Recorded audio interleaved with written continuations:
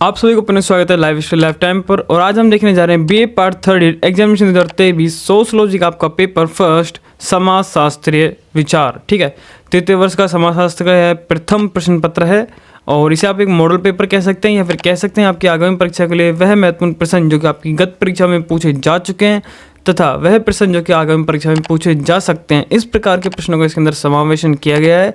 इस प्रश्न पत्र के अंदर आपको तीनों तरह के प्रश्न मिलेंगे, अति लघुरात्मक प्रश्न, लघुरात्मक प्रश्न और निबंधात्मक प्रश्न। जैसे ये लघुरात्मक प्रश्न है यहाँ पर और ये आपके निबंधात्मक प्रश्न हैं और सभी प्रश्न बहुत महत्वपूर्ण है। ऐसे प्रश्न देखिए कितनी बार पिछली परीक्षा में पूछे जा चुके हैं, कौन कौन सी यूनिवर्सिटी में पूछे जा चुके हैं, इस प्रकार के प्रश्न भी इसके अंदर समावेशित हैं। तो कुल मिला के सभी प्रश्न आपके लिए इंपॉर्टेंट है, खास तौर पर निबंधात्मक प्रश्न तो बहुत महत्वपूर्ण है, आपको इनको अवश्य पढ़ के जाना है। अगर आप इन सभी प्रश्नों को पढ़ लेते हैं तो पास होने के लिए आपको कहीं और से पढ़ने की आवश्यकता नहीं पड़ेगी। तो चलिए शुरू करते हैं बिना किसी देरी के। शुरू करने से पहले अगर आप हमारे चैनल पर नए हैं तो चैनल को सब्सक्राइब कर लें, वीडियो को शेयर करें और लाइक करें बीए से रिलेटेड इसी तरह की और वीडियोज़ के लिए। तो देखिए पहला प्रश्न देखते हैं हम। पहला प्रश्न है सामान्य तथ्य क्या है।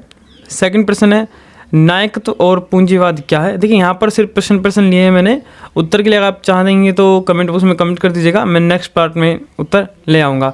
ये सभी प्रश्न आप जहाँ से भी पढ़ते हैं सीरीज में से बुक में से वहाँ पर टिक लगा लीजिएगा। लघुरात्मक प्रश्न, अति लघुरात्मक और निबंधात्मक तीनों प्रकार के प्रश्न इसके अंदर है जो कि महत्वपूर्ण है।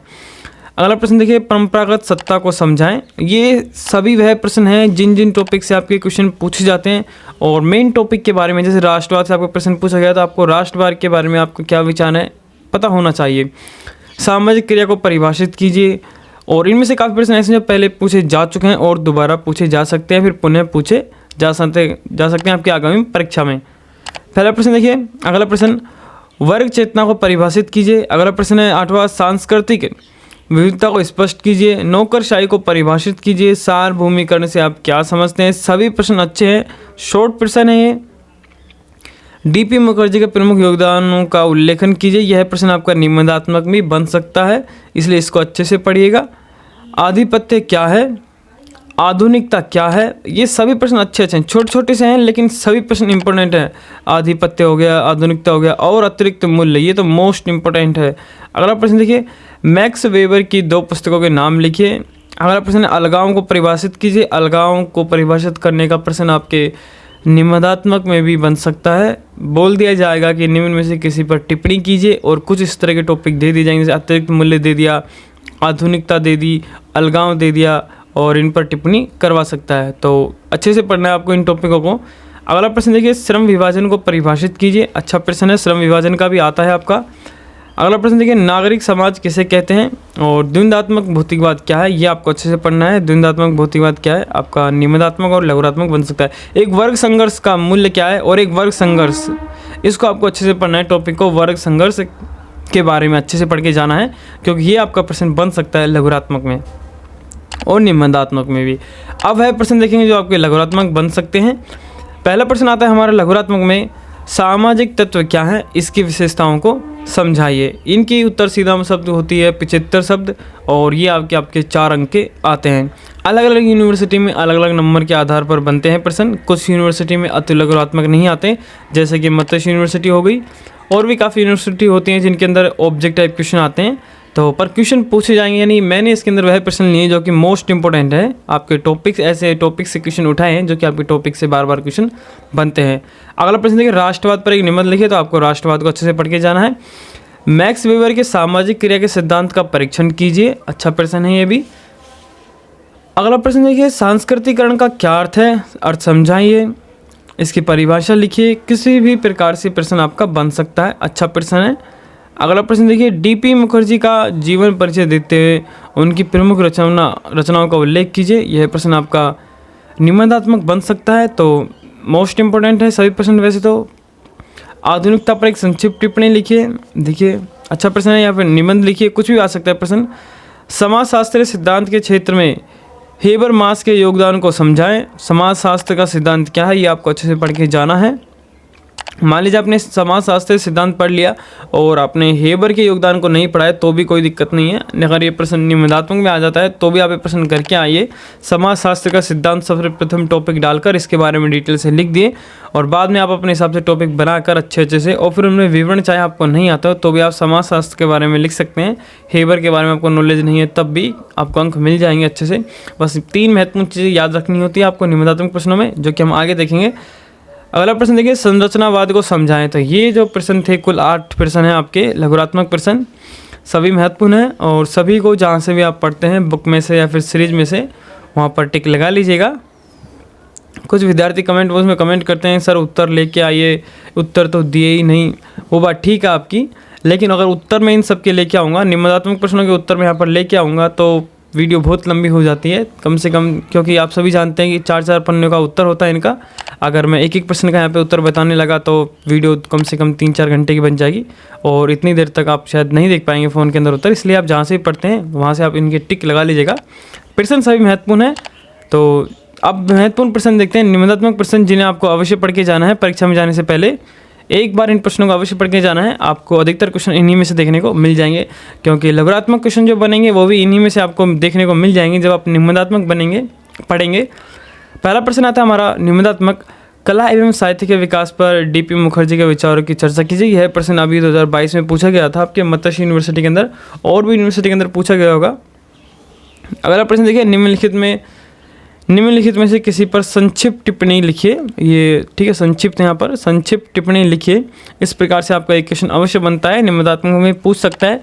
बोल देता है कि निम्न में से किसी 2 पर संक्षिप्त टिप्पणी कीजिए और आपको टॉपिक दे देगा। जैसे यहाँ पे दे रखे हैं पूंजीवाद के विनाश के कारण बताएं, और दूसरा है आपका संरचना और एजेंसी के बारे में, और तीसरा है आपका संप्रेषण क्रिया।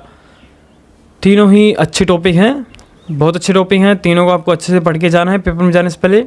अब तक अगर वीडियो को लाइक नहीं किया तो 1 लाइक तो बनता है इतने अच्छे महत्वपूर्ण प्रश्नों के लिए, और नहीं आए तो चैनल को सब्सक्राइब भी कर लें और वीडियो को अपने दोस्तों साथ में शेयर करें। देखिए अगला प्रश्न देखते हैं हम, निबंधात्मक प्रश्न है कार्ल मार्क्स, ठीक है ना कि मार्च है, गलत टाइप हो गया यहाँ पे।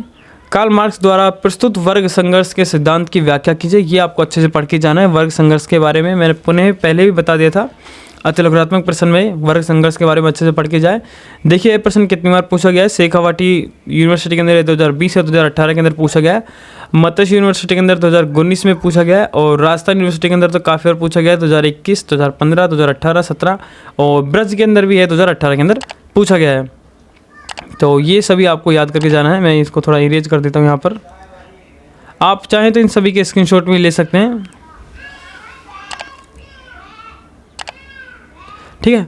तो अगला प्रश्न देखते हैं हम, समाज में श्रम विभाजन पर मुखर्जी है ये, ठीक है, डी मुखर्जी नहीं, मुखर्जी के विचारों की विवेचना कीजिए, ठीक है। डीपी मुखर्जी के विचारों की यहाँ पर विवेचना पूछ रहा है ये, ठीक है।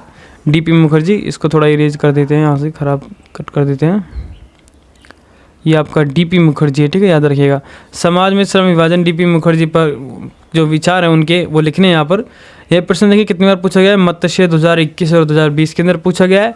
राजस्थान यूनिवर्सिटी के अंदर बात करें तो यह 2017 और 2015, 2018 और 2016 में पूछा गया है। शेखावाटी यूनिवर्सिटी की बात करें 2021 और 2019 में, और ब्रज की बात करें तो 2018 और 2019 में प्रश्न पूछा गया है। अगला प्रश्न देखिए, मैक्स वेबर द्वारा प्रस्तुत सामाजिक क्रिया की परिभाषा की व्याख्या कीजिए और इसके प्रकारों की व्याख्या कीजिए। यह प्रश्न भी काफ़ी बार पूछा गया है। देखिए शेखावाटी यूनिवर्सिटी के अंदर 2021 में और 2020 में, राजस्थान के अंदर 2015, 2016 और नॉन कॉलेज के अंदर भी पूछा गया है, उनके सन इसमें मैंने ऐड नहीं किया है, और ब्रज के अंदर पूछा गया 2018 के अंदर, और मत्स्य के अंदर भी 2018 में प्रश्न पूछा गया था। तो आपकी आगामी परीक्षा के लिए महत्वपूर्ण है सभी प्रश्न। अगला प्रश्न देखते हैं, परंपराओं के द्वंद्व पर डीपी मुखर्जी के विचारों की व्याख्या कीजिए। राजस्थान यूनिवर्सिटी के अंदर पूछा गया 2021, 2018, 2019, 15, 17 काफ़ी बार पूछा गया है, और मत्स्य के अंदर पूछा गया 2021 के अंदर, 2020 के अंदर, और शेखावाटी के अंदर पूछा गया 2021 के अंदर। तो अच्छा प्रश्न था।